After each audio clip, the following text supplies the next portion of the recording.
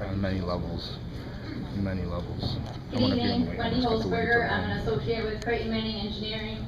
I'm also a licensed professional engineer and have about 22 years of experience as a traffic engineer. I'll try to be brief. I know you've all been patient waiting to talk, so I'll try to go through the study relatively quickly. Our traffic study focused on 7 off-site intersections. On 19th Street, we looked at 12th, 9th, 6th, 5th, and 2nd Avenue. And on 23rd, we looked at 5th and 6th Avenue. Our study focused on the PM peak hour, which is a typical peak period, worst case condition for a commercial retail facility.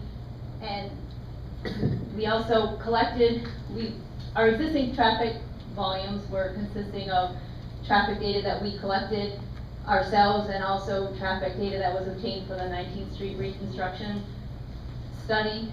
Excuse me, I've been waiting a long time now, I lost my voice. So part of our study, we collect that existing data. We then project that existing data to a future condition representative of when the project site would be developed.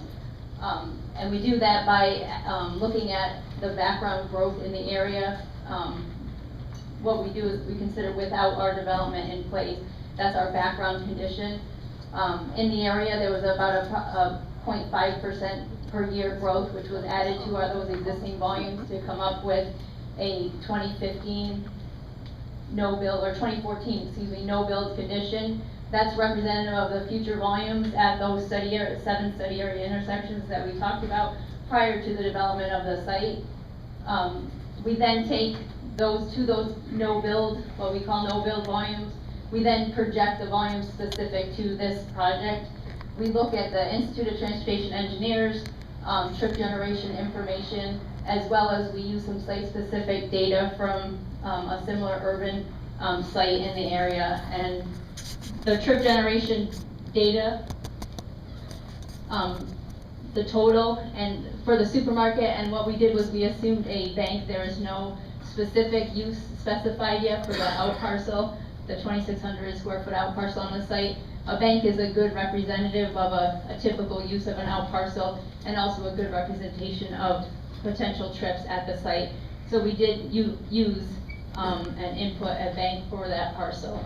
The total for the PM peak hour is expected to be approximately 222 new trips. And just to point out, we did not take any credits in the area, considering that there is a percentage of that traffic that we counted when we were out there that our trips in the area that are currently using or going to and from the existing facility. So our volumes are a little conservative in that sense that we didn't take that credit.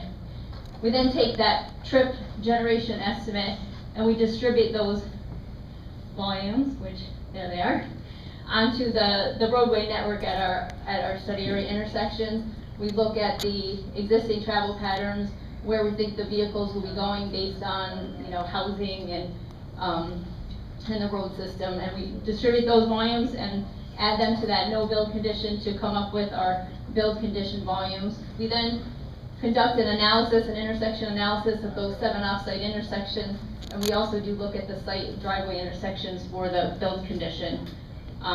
We use the software programs that are consistent with the highway capacity software, which is the industry standard, which measures the amount of delay at an intersection. It's like a report card grading, similar to in a school where an A is a good condition and an F is a undesirable condition.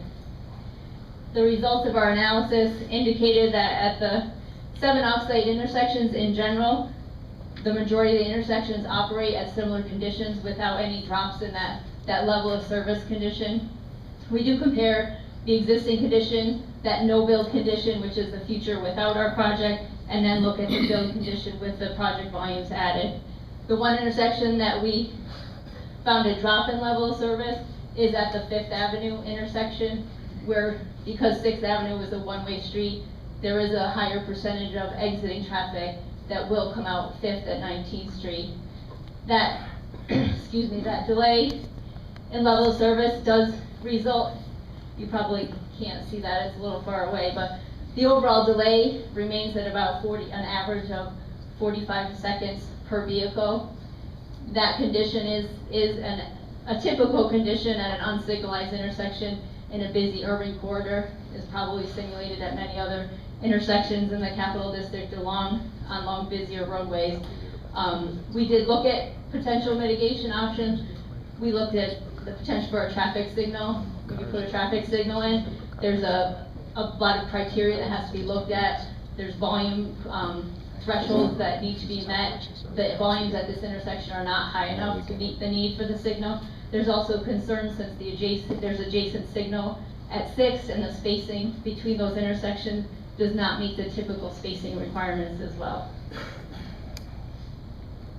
This next slide is a similar one I was speaking to earlier about the trucks. It's been mentioned several times that since we did present this initially, we have modified our tractor trailer route to the site to have the trucks come in on 19th and turn up 5th. And this shows how they're going to turn around on the site. And this also shows those smaller delivery, those DSDs, the smaller delivery trucks going on 5th Avenue as well, which originally those were in the back on 23rd. And to eliminate some of that activity in the back, we have also moved those so they're along the 5th Avenue.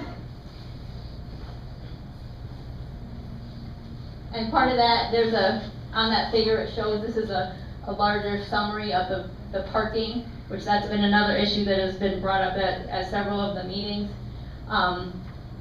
With the new curb cuts with the project, excuse me, on 6th Avenue, there's a loss of 4 parking spaces total. On 23rd Street, there's a loss of 4 stalls. However, with the 6 homes that are going to be eliminated, if you assume one stall per home, there would actually not be a loss on that road. And then on 5th Avenue, with the parking for those smaller trucks and also the openings for the curb cuts, there's a loss of 9 parking spaces. And like I did mention previously, the studies we've done out there, which we're still in the process, we have on 5th Avenue, where that is where the most loss of stalls is shown. So overall, there's a net loss of 11 stalls on those 3, 6th, 23rd, and 5th. There is no change to any parking on 19th. Now, as quick as I can go.